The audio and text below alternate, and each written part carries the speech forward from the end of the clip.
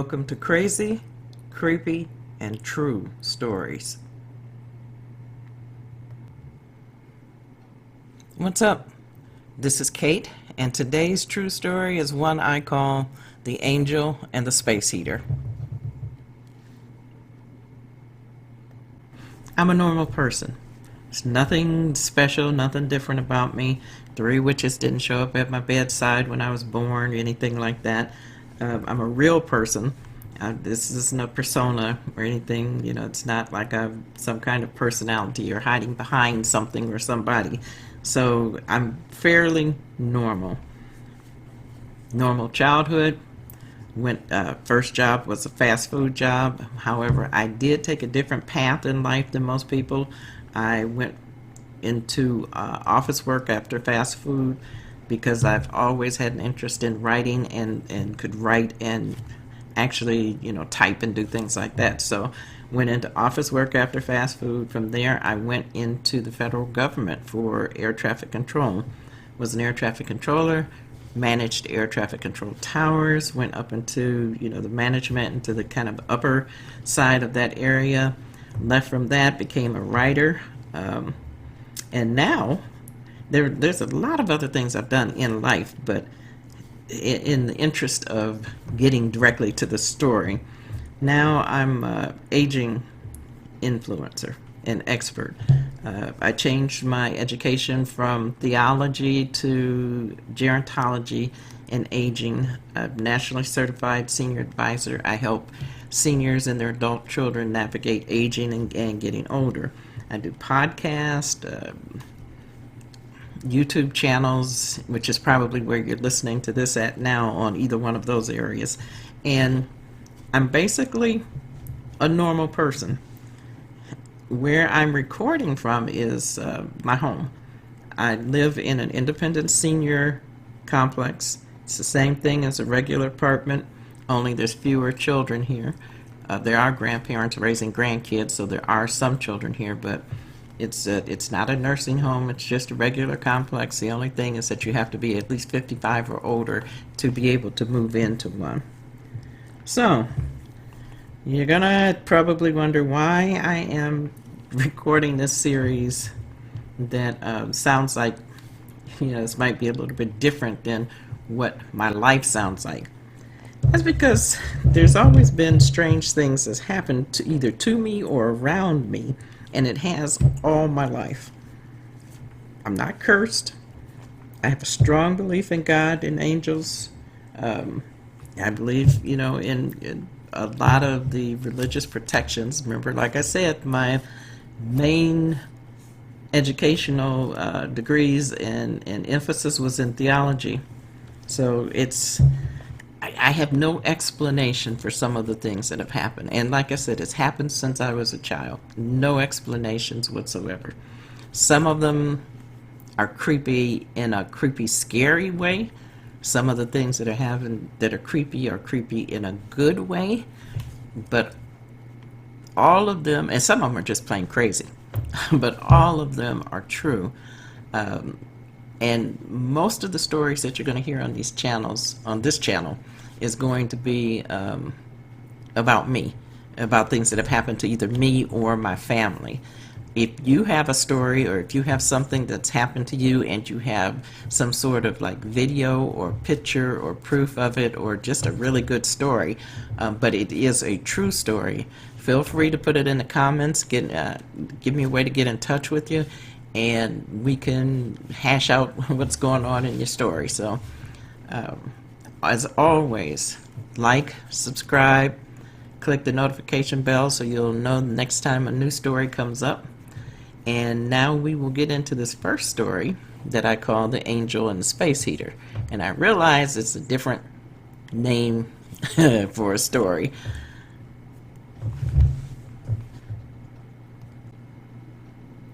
So like I said, I live in a senior complex, and I do all of my recording, all of my computer work from the living room. I've converted my living room sort of into a quasi-studio, with the lighting and the microphones and all that stuff.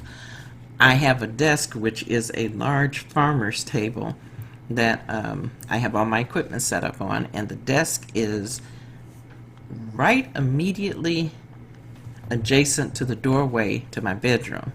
So looking straight ahead, I'm looking at the camera on the screens in front of me. But in my peripheral right vision, I can see a section of my bedroom because my bedroom door is always open. So, on this date, which was April 23rd, 2021, and yeah, that was not that long ago, because the date I'm recording this is June 25th. Trust me, I've recorded this audio a ton of times trying to get to this story. I did, when it happened, I did put it up on my Facebook page, because I do have a Facebook page, and I have a small group of people that are just probably the best fans and friends in the world. But, and I told them then about something creepy that happened, but I told them they'd have to wait for this because I actually have proof. So, I'm sitting here, and I don't even remember what I was working on or what I was recording. I'm sitting here working, but I'm going through things, and I know one of the things I was doing was I was looking at my numbers from like the podcast, which is monetized. Not a lot, trust me. So I was looking to see how much I had made, how many people had actually listened to the podcast, that kind of thing. And it was very small. It was like under $1, okay, at that time, because the podcast had just actually come out. The whole first season had just actually come out, and it was made up of things that I had written, but I didn't record in my voice. I just had the computer record them. So I had wrote the things, had the computer record them, and just put the whole first season out so that I could have something out there while I was doing all this recording the YouTube channel and recording the second season. So I'm sitting there and I'm looking at this, and I said aloud, I said, oh God, I need some money. There's things that I need to do. There's things that I want to do. I'm self-financing all of this stuff. Money is just flying out the door.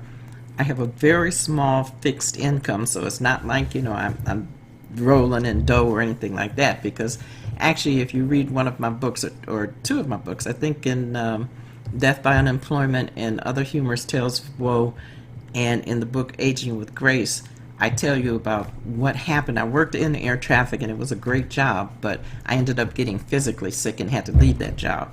So, and I tell you the story of all that happened in those books, which is how I became able to write about how to survive life changes. So anyway, I'm sitting there and I say out loud, and I'm the only one in here, I say, God, I really, really need some money. Okay? So while I'm sitting here, and at this, like I said, this is a large farmer's table, and I had my phone was right at my right hand. So I had just got finished talking to somebody on my phone, and I had put the phone down on the table, and I still had my hand on the phone, but I was with my other hand looking at, manipulating the screen. I am ambidextrous, manipulating the screen. So I said this, and right after I said this, I saw a movement in my peripheral vision in my bedroom. Now, I'm in here alone.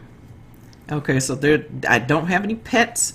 I don't have any, there shouldn't be anything moving in here except for me. Now, granted, in full disclosure, if I turn and look directly into the bedroom, goes into the room, but there is a large window. But the window has blinds that are closed, and it also has curtains on this side of the blinds.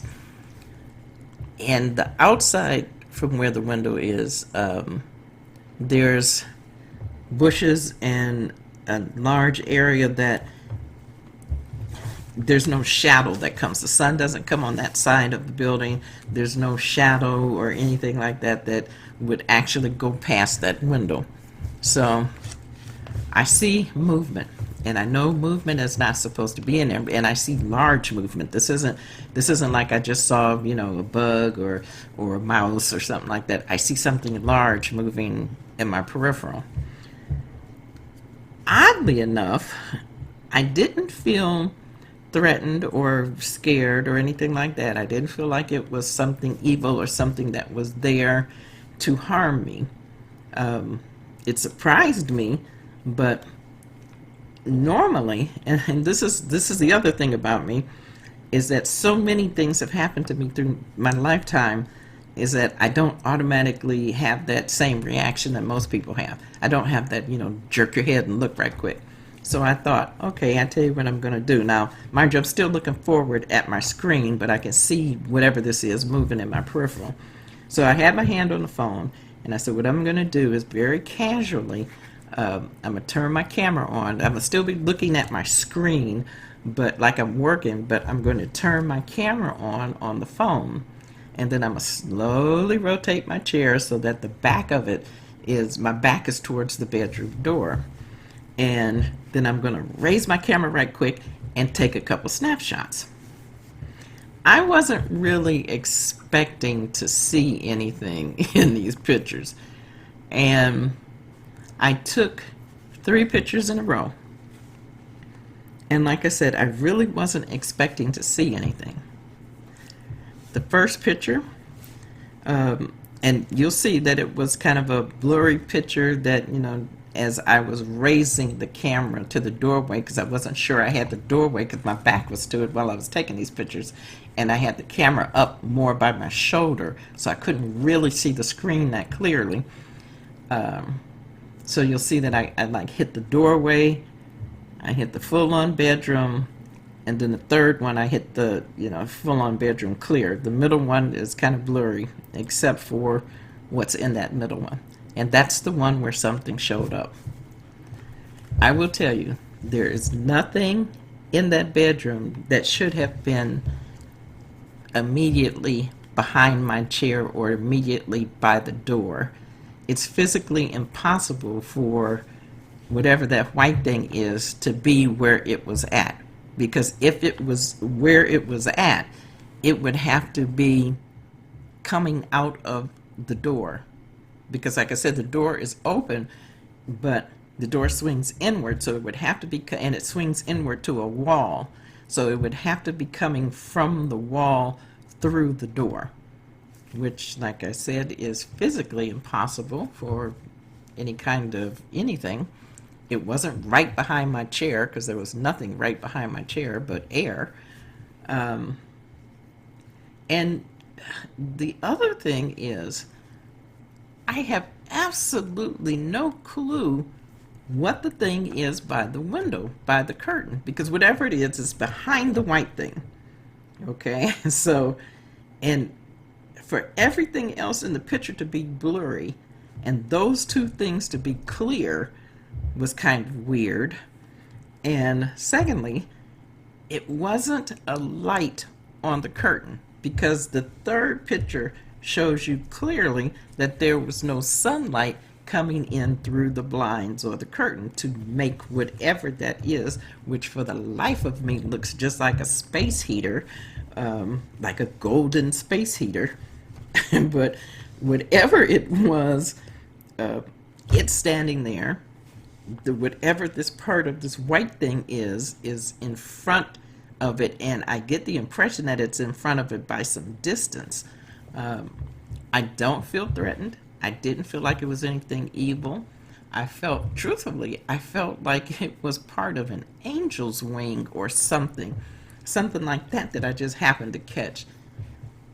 The kicker to the whole story, and you can write down in comments below what you think this is in this picture, because the picture came directly from my phone. It has not been retouched. It hasn't been anything. There wasn't anything that could have made those things happen in that picture, because there's nothing but a door and some space to the window.